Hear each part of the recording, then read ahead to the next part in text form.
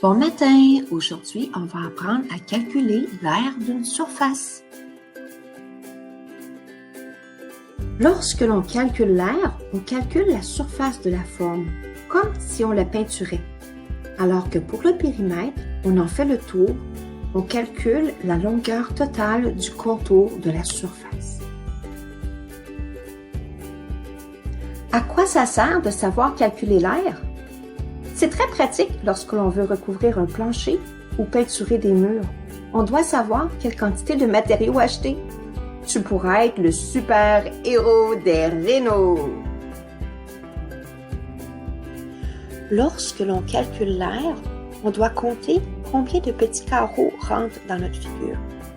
Le carreau représente une unité différente. Ça peut être des centimètres, des décimètres, des mètres, même des kilomètres lorsqu'on calcule de grandes surfaces. Dans le cas de ce carré, il y a 4 carreaux de large par 4 carreaux de haut. Donc, si on les compte, on arriverait à 16 carreaux. 4 fois 4, 16. Pour ce rectangle, tu vois 3 carreaux d'un côté, puis 5 carreaux de l'autre. 3 fois 5 égale 15.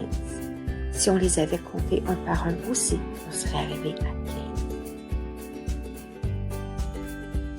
Tu comprends donc que la formule pour calculer l'aire, c'est la longueur fois la largeur.